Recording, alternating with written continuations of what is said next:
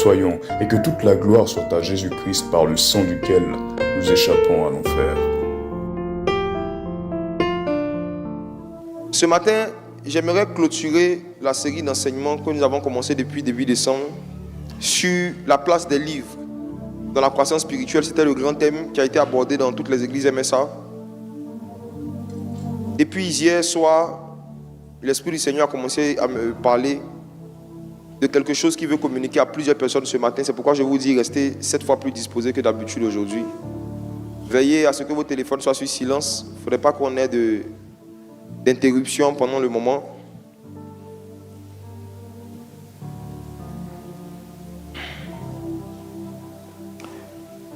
Si je dois donner un titre ou un thème à ce que je m'apprête à partager avec vous ce matin, c'est augmente ton pouvoir de prophétiser. Augmente ton pouvoir de prophétiser. On l'augmente comment? Par les livres. Lisez avec moi, s'il vous plaît, Apocalypse, chapitre 19, versets 9 à 10. Augmente tes capacités prophétiques par les livres. Regardez avec moi. Apocalypse 19, versets 9 à 10. Et l'ange me dit, écris, heureux ceux qui sont appelés au festin de noces de l'agneau. Et il me dit, ces paroles sont les véritables paroles de Dieu. Et je tombais à ses pieds pour l'adorer, mais il me dit, garde-toi de le faire. Je suis ton compagnon de service et celui de tes frères qui ont le témoignage de Jésus. Adore Dieu, car le témoignage de Jésus est l'esprit de la prophétie. Adore Dieu, car le témoignage de Jésus est l'esprit de la prophétie. De la prophétie, ou encore est l'esprit de prophétie. Si on doit donner une définition biblique et très simple à la fameuse expression prophétiser, ça ne signifie rien d'autre que rendre témoignage de Jésus. Amen. Si la Bible dit que l'esprit de prophétie est le témoignage de Jésus, ça veut dire que toutes les manifestations de l'esprit de prophétie et toutes les manifestations de l'onction prophétique ont un seul objectif: rendre témoignage de Jésus. Rendre témoignage de Jésus signifie quoi? Ça signifie confirmer que quelque chose que Jésus a dit est vrai. Confirmer la véracité des propos de Jésus ou de l'existence de Jésus. Donc, ce qu'on appelle le prophétique, c'est l'ensemble des manifestations surnaturelles qui prouvent que ce que Jésus a enseigné, que ce que Jésus a dit est vrai. Et mes frères et sœurs, je sais que la majorité d'entre vous, vous connaissez le don de prophétie. Vous avez entendu parler de cela, plusieurs d'entre vous, vous l'avez. Mais ce matin, je vais vous parler de quelque chose qui est plus grand que ça. Je ne vous parlerai pas ce matin du don de prophétie, mais je vais vous parler du pouvoir de prophétiser. C'est deux choses différentes. Il y a beaucoup de gens qui ont le don, mais lorsqu'ils prophétisent, leurs prophéties sont nulles et sans effet sur les personnes à qui ils parlent. Pourquoi? Parce qu'ils ont des dons sans pouvoir. Il y a possibilité d'avoir un don de prophétie sans avoir le pouvoir de prophétiser. De la même façon que c'est possible d'avoir une âme sans avoir de balle à l'intérieur de cette âme, c'est possible aussi d'avoir un don sans avoir de puissance dans ce don. Mes frères et sœurs, lisez avec moi Apocalypse chapitre 19, versets 9 à 10. Apocalypse chapitre 19, versets 9 à 10. Et l'ange me dit, écris, heureux ceux qui sont appelés au festin de noces de l'agneau. Et il me dit, ces paroles sont les véritables paroles de Dieu. Non, excuse-moi. Apocalypse chapitre 11, ça on a déjà lu. Apocalypse 11, versets 1 à 3. Gagnons du temps. Apocalypse chapitre 11, versets 1 à 3. On me donna un roseau semblable à une verge en disant, lève-toi et mesure le temple de Dieu, l'autel et ceux qui y adorent. Qui est le temple de Dieu aujourd'hui? C'est nous. Le temple de Dieu, l'autel et ceux qui adorent, c'est une expression qui symbolise nous, les membres du corps de Christ. Lisez bien ce qui va suivre au verset 2. Mais le parvis extérieur du temple, laisse-le en dehors et ne le mesure pas, car il a été donné aux nations et elles fouleront au pied la ville sainte pendant 42 mois. Le Seigneur demande à un ange de mesurer le temple de Dieu, mais de ne pas mesurer le pavis extérieur. Et il dit que le pavis extérieur, les nations, les païens pourront faire du pavis extérieur ce qu'ils veulent. Les pavis extérieurs seront foulés aux pieds, tout le monde va leur marcher là-dessus simplement. De quoi il parle? Quand Dieu a montré le temple à Moïse, il lui a montré que le temple était composé de 3 parties. Il y avait ce qu'on appelle le pavis justement, il y avait le lieu saint et le lieu très saint. Le pavis, c'est la partie du temple en fait qui est exposée à la lumière du soleil. C'est la partie du temple où tout le monde peut rentrer. Et ça symbolise simplement la chair. Nous aussi, on est composé de 3 parties. C'est pourquoi nous sommes le temple du Saint-Esprit. Nous avons un corps, on a une âme et un esprit. Tout ce que nous faisons dans la chair et par la chair, on le fait dans le pavis extérieur. Toutes les œuvres de la chair et toutes les choses de la chair, les choses du monde, c'est le pavis extérieur. Et ici, en fait, le Seigneur fait allusion à une catégorie de croyants qui sont charnels, qui ne sont pas spirituels, qui sont dans le pavis, qui ne sont pas dans le lieu saint, qui ne sont pas dans le lieu très saint. Il dit que les nations vont pouvoir leur marcher là-dessus. Au fur et à mesure qu'on s'approche du retour du Seigneur, c'est le message du 31, tous ceux et celles qui ne sont pas spirituels, tous ceux et celles qui ne deviennent pas de plus en plus prophétiques, tous ceux et celles qui ne deviennent pas de plus en plus loin, ils seront livrés entre les mains des démons. Les sorciers, les démons, les maladies, les aléas de la vie pourront les fouler aux pieds, faire de ce qu'ils veulent. À quel niveau est-ce que tu es? Est-ce que tu es dans le pavis extérieur ou tu es à côté de l'arche? Vous savez, ce n'est pas parce que vous êtes dans la présence de Dieu que vous êtes proche de Dieu. Il ne suffit pas d'être dans la présence de Dieu pour être proche de Dieu. Actuellement, où je suis arrêté, il y a des gens qui sont au fond de la salle. Ils sont dans la salle. On est ensemble dans la salle. Mais ils ne sont pas proches de moi. On peut être dans une présence de Dieu qui est charnelle. Et c'est ça qu'on appelle le pavis extérieur. Le pavis extérieur, c'est l'image de la vie chrétienne où on ne sait que lire la Bible, chanter et rien d'autre. Jamais de vision, jamais de songe. On n'entend jamais la voix de Dieu. On ne reçoit jamais du Saint-Esprit une tâche qu'on doit aller faire. Dieu ne nous envoie jamais en mission. Dieu ne nous confie jamais des sujets de prière. Dieu ne nous parle jamais clairement. Le pavis extérieur, c'est la vie chrétienne religieuse ennuyeuse. Le pavis extérieur, c'est la vie chrétienne sans surnaturel. Le pavis extérieur, c'est la vie chrétienne sans les dons spirituels. Le pavis extérieur, c'est la vie chrétienne sans le pouvoir de prophétiser. Et quand tu n'as pas le pouvoir de prophétiser, tu subis la volonté des nations. Tu subis ce qui se passe dans le monde. Crise économique par-ci, chômage qui augmente par-là, toi tu subis. La vérité, c'est que Dieu n'a jamais voulu et il n'a jamais prévu que les crises et les problèmes, que ce soit les crises sanitaires, les crises financières qui se passent dans le monde, touchent son peuple. Dieu n'avait jamais prévu. Depuis le temps de Moïse, tous ceux et celles qui étaient sous haute tension prophétique n'étaient jamais touchés par les plaies qui frappaient les nations. Dieu envoie Moïse pour dire à Moïse qu'il va frapper les Égyptiens. Dieu frappe les Égyptiens. Mais en Égypte, il y avait les Hébreux qui étaient dans un endroit. Quand il faisait noir chez les païens, chez eux, il y avait la lumière. Quand il y avait des malheurs, des maladies bizarres qui touchaient les païens, en ce qui concerne le peuple de Dieu, eux, ils étaient toujours en bonne santé. Pourquoi? Parce qu'ils étaient ce que j'appelle sous haute tension prophétique, le pouvoir de prophétiser. Je ne parle pas d'un don, je parle d'une atmosphère. Le pouvoir de prophétiser. Le pouvoir de prophétiser. Si vous lisez dans la suite, on nous dit maintenant au verset 3, lisons rapidement. Je donnerai à mes 2 témoins le pouvoir de prophétiser, revêtus de sac pendant 260 jours. Je ne suis pas en train d'interpréter ou d'expliquer cette prophétie. Je suis en train de parler de certains éléments qui sont dans la prophétie. J'ai parlé du pavis extérieur, maintenant je vous parle du pouvoir de prophétiser. Il arrivera dans la fin des temps un phénomène en Israël qui est décrit ici. Je ne vais pas parler de cela en détail parce que ce n'est pas le sujet d'aujourd'hui. Mais il va arriver un moment en Israël où les 2 témoins dont on parle ici, ces 2 prophètes que nous connaissons, Dieu va les envoyer en Israël et Dieu va leur donner le pouvoir de prophétiser. Et la Bible dit ici que lorsqu'ils auront ce pouvoir, ils vont prophétiser pendant 1260 jours, non-stop. Un jour fait 24 heures. Multipliez 1260 par 24, ça fait combien? La particularité du pouvoir de prophétiser, c'est une capacité de prophétiser longtemps, sans interruption. C'est une capacité, ça, un don ne peut pas faire ça, ce n'est pas le don. Le pouvoir de prophétiser, c'est la faculté de prophétiser de façon anormale sur une longue période de temps. Si vous multipliez, ça fait combien?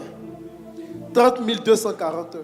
Il y aura un programme prophétique qui sera organisé en Israël qui va durer ce nombre d'heures, non-stop. 2 personnes vont se tenir en Israël et vont commencer à prophétiser pendant plus de 1000 jours, non-stop. Imaginez-vous l'atmosphère qu'il y aura dans le pays. À chaque fois que Dieu veut faire quelque chose dans le futur, Dieu se choisit toujours dans le présent des personnes par qui il fait les prémices ou un échantillon. Dieu se choisit des personnes à qui il fait goûter la puissance du siècle à venir. Ce phénomène qui est décrit ici est quelque chose qui va arriver dans le siècle à venir, ça veut dire dans le futur. Mais avant même que ça n'arrive, aujourd'hui, Dieu va donner comme, en 2026, Dieu va commencer à donner comme un échantillon, comme des gouttes de ce pouvoir-là, des petites parties de ce pouvoir à certaines personnes. Les services prophétiques vont devenir plus longs. Plus longs. Les services prophétiques vont devenir plus longs que ce qu'on avait l'habitude de voir. Les services prophétiques vont devenir plus longs. Il y a un phénomène qui va se passer dans les nations. Je vais bien expliquer ça à la veille du 31. Mais ne vous étonnez pas de voir quelqu'un en train de prophétiser pendant 3 heures de temps en 2026. Vous allez voir des gens en train de prophétiser pendant 2 heures non-stop. Ce n'est pas le don de prophétie, c'est le pouvoir de prophétiser. Il y a quelqu'un qui avait goûté à ce pouvoir, il s'appelle Saül. La Bible dit que Saül poursuivait David, il voulait le tuer. Et David était allé se cacher parmi les prophètes. Il y avait une telle atmosphère prophétique, c'était tellement fort, ce n'était pas le don de prophétiser, c'était un pouvoir qui était là. Lorsque Saül s'est approché, la Bible dit que Saül s'est mis à prophétiser toute la nuit jusqu'au matin. Saül n'avait pas le don de prophétie, mais il a prophétisé pendant plus de 12 heures de temps, non-stop. Le pouvoir de prophétiser. Le pouvoir de prophétiser. Et ce pouvoir-là, Dieu veut que vous en soyez revêtus pendant l'année 2026. Parce que de plus en plus de maladies et de plus en plus de démons faits chair seront relâchés dans les nations. De plus en plus de maladies et de plus en plus de démons vont prendre des formes humaines. Et vont rentrer dans des églises, dans des entreprises. Vont commencer à draguer des célibataires. De plus en plus de démons et de revenants vont commencer à se manifester dans les boîtes de nuit, dans les bars. Aujourd'hui, le Seigneur m'a dit aujourd'hui que l'une des raisons pour lesquelles ils ont accéléré le développement de l'IA et des vidéos réalistes, c'est pour masquer certaines réalités. Parce que des gens vont filmer des scènes paranormales. Quand ils vont les partager, ils vont dire non, que c'est l'IA.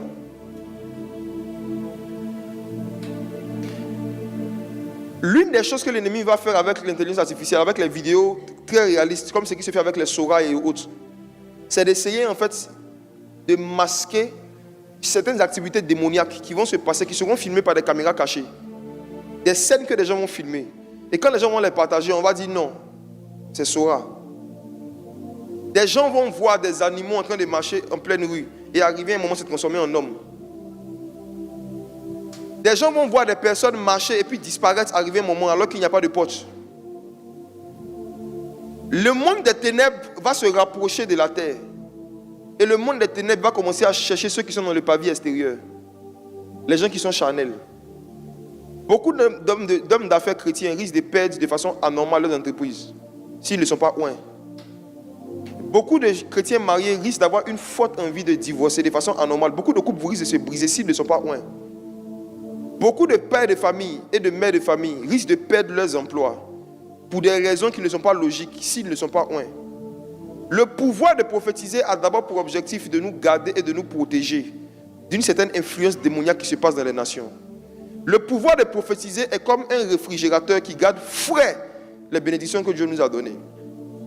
2026, intéressez-vous 3 fois plus à l'onction prophétique.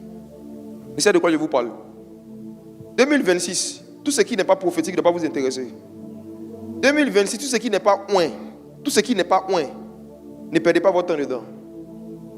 2026, prenez la décision de ne pas être des chrétiens du pavillon extérieur. Prenez la décision de ne plus être des chrétiens ordinaires, des chrétiens normaux.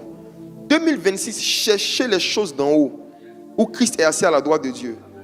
2026, aspirez à des dimensions prophétiques plus étranges que tout ce que vous avez jamais vu et vécu.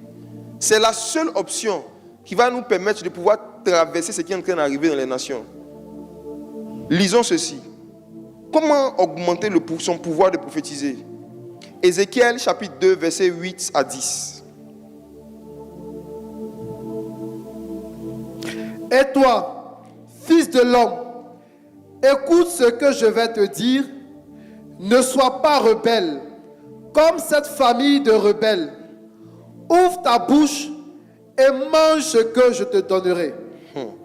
Je regardais et voici, une main était étendue vers moi et elle tenait un livre en rouleau. Il le déploya devant moi et il était écrit en dedans et en dehors. Des lamentations, des plaintes et des gémissements étaient écrits. Au verset 6, Dieu parle à Ézéchiel et il commence par lui dire, fils de l'homme, écoute.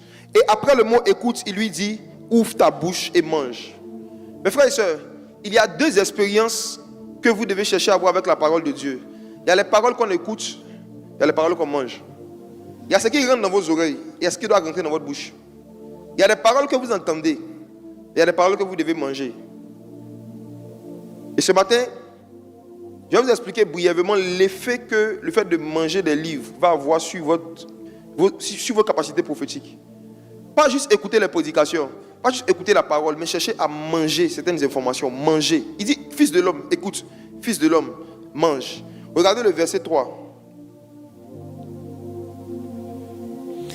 Il me dit, fils de l'homme, je t'envoie vers les enfants d'Israël, vers ces peuples rebelles. Non, regarde, Ézéchiel chapitre 3, verset 1. Le chapitre qui suit la suite. Ézéchiel chapitre 3, verset 1.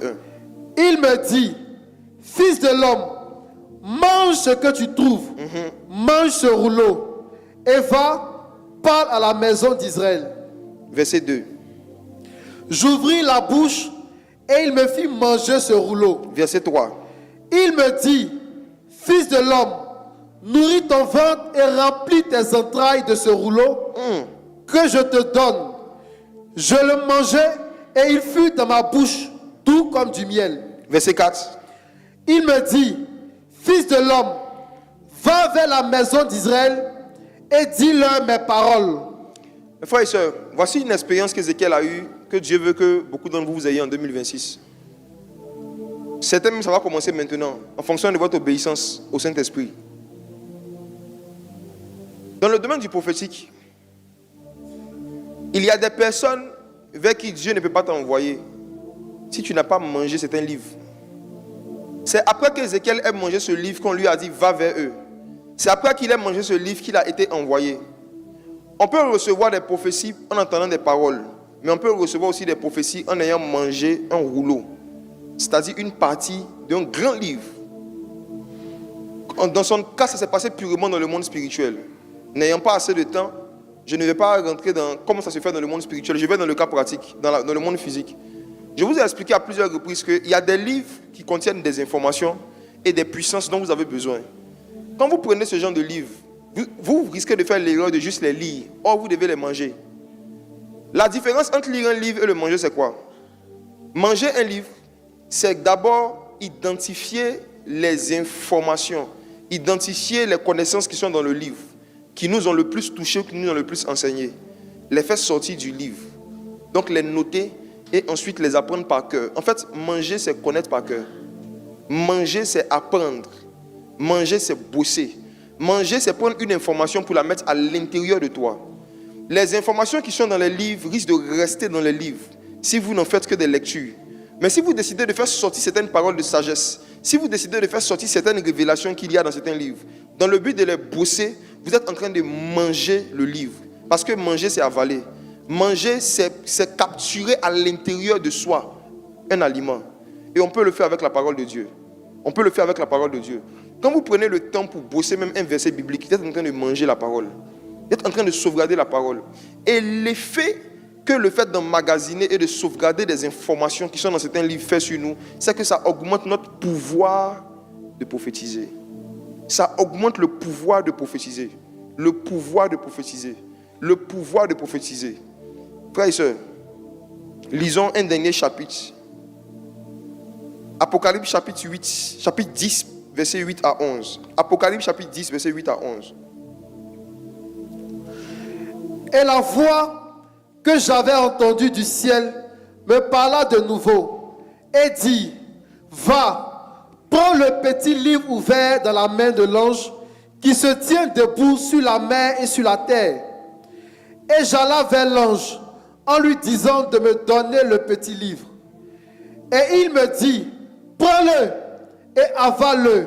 Prends-le, avale-le. Oui. Il sera amer à tes entrailles, mais dans ta bouche, il sera doux comme du miel. Pareil comme pour Ézéchiel. Verset 10. Je pris le petit livre de la main de l'ange et je l'avalai. Il fut dans ma bouche doux comme du miel, mais quand je l'eus avalé, mes entrailles furent remplies d'amertume. Puis on me dit, il faut que tu prophétises de nouveau sur beaucoup de peuples, de nations, de langues et de rois. Amen. Amen. Jean a écrit Apocalypse. Mais en écrivant Apocalypse, il nous dit que dans Apocalypse, il y a un livre qui manque. Il y a des informations qu'il a reçues pendant qu'il parlait avec l'ange, qu'il n'a pas écrit, mais qu'il a avalé. Et si quelqu'un veut savoir ce que Jean a reçu, il faut forcément qu'il le croise. Je vais expliquer quelque chose.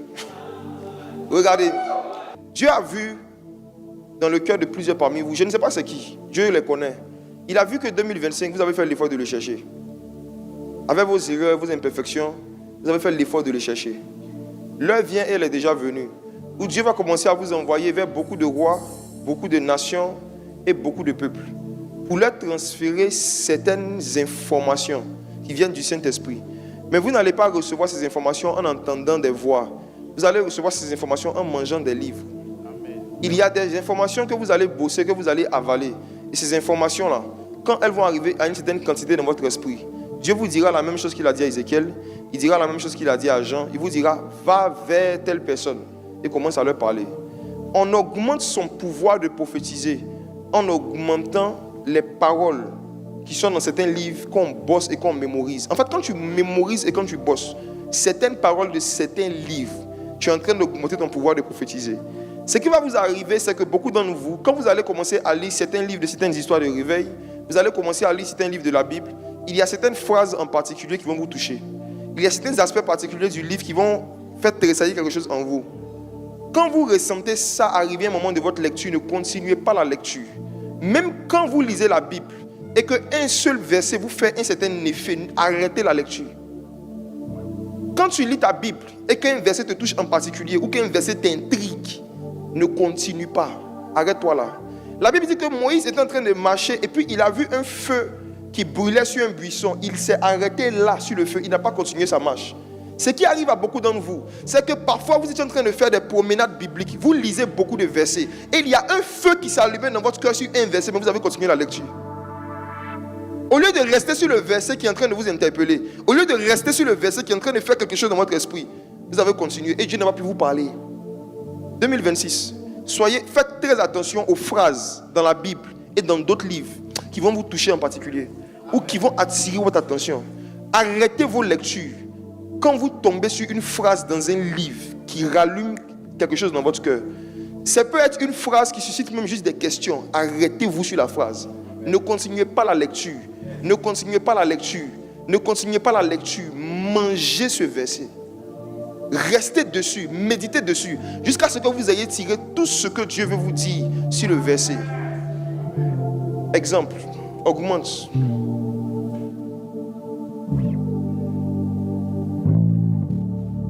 Qui parmi vous, cette semaine, un soir, entre 23h35 et 23h40, avait entrepris de commencer une lecture du livre des Actes? Et quand tu as commencé à lire Actes chapitre 1, quand tu es arrivé sur le verset 8, tu l'as relu plusieurs fois. Tu as vécu l'expérience que je suis en train de décrire avec Actes 1, verset 8. Mais tu as continué la lecture. Actuellement, tu as décidé de lire le livre des Actes et de terminer le livre des Actes.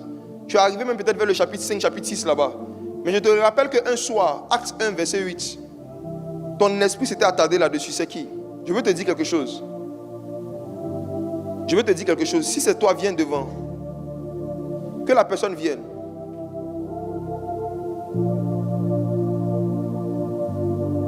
La reine de Valé Hadir. C'est toi?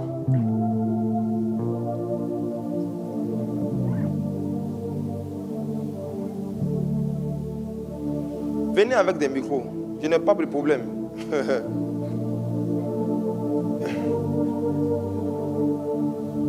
Vous deux, vous êtes venus pour la même chose? Oui. Ok. Parmi vous deux, lequel à qui c'est arrivé le mercredi précisément? La personne que je cherche, c'est arrivé la nuit du mercredi au jeudi. Vous deux, ça vous est arrivé la nuit du mercredi au jeudi. Après la cellule. Moi, je ne suis pas partie à la cellule. Non, je sais, mais je veux dire, comme je dis, c'est après l'heure de la cellule. Ça fait 23 heures là-bas. Le mercredi, c'est nos jours de cellule.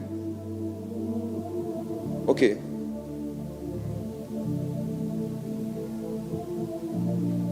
Frère, c'est d'elle qu'il s'agit. Tu sais pourquoi je dis ça? Parce qu'elle a fait un songe que je vais te raconter. Et ça va te rappeler un songe. Regarde.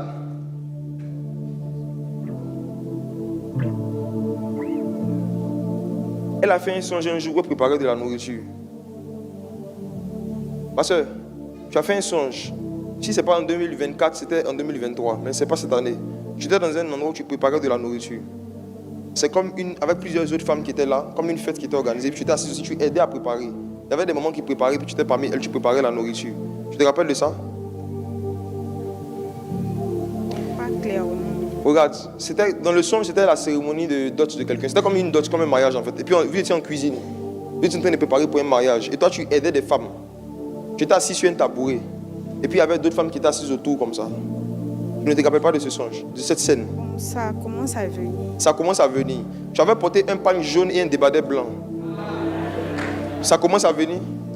Tu étais assise comme ça. Il y avait des moments, il y en a qui étaient en train de piler du foutou. Et puis, il y a d'autres qui étaient en train de découper des choses. À gauche, comme ça, c'était les personnes qui découpaient les viandes, elles nettoyaient des poissons, des choses comme ça. Et puis un peu à droite, il y a d'autres qui étaient en train de piler. Et toi, tu étais là, tu te demandais même où tu allais aider, tu regardais comme ça. Si. Tu te rappelles maintenant? Oui, et puis il y a une qui était du côté de celle qui était en train de découper les choses, qui t'a appelé, qui a dit, viens nous aider par ici. Tu te rappelles? Oui, pardon. Ok. C'est de toi qu'il s'agit. Maintenant, comme il est venu, je vais lui communiquer quelque chose. Mais il n'est pas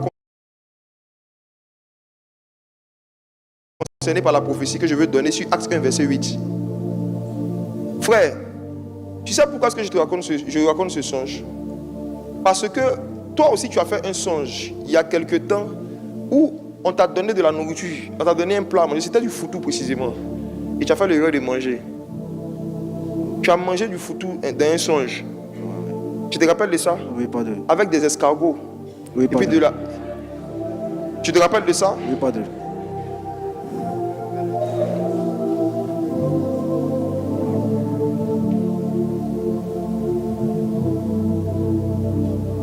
Je suis dans le songe. Et je vois que l'escargot qui ressemblait à un escargot là, en fait c'était une maladie qui avait pour but en fait de te pousser à produire de la mauve de façon anormale, comme quand on a la grippe, comme quand on a la sinusite là. C'est comme si on t'a lancé un envoûtement où à chaque 2 mois, chaque mois, tu auras l'impression d'être grippé, tu seras anormalement enrhumé et tu vas produire de façon anormale en fait de la glaire, c'est le mot que je cherchais, de la glaire. Et tu as vécu ça beaucoup cette année 2025. Oui, Mais encore plus l'année 2024, cette année 2025 ça a diminué. oui, pardon. C'est foutu là. Parce que tu es venu.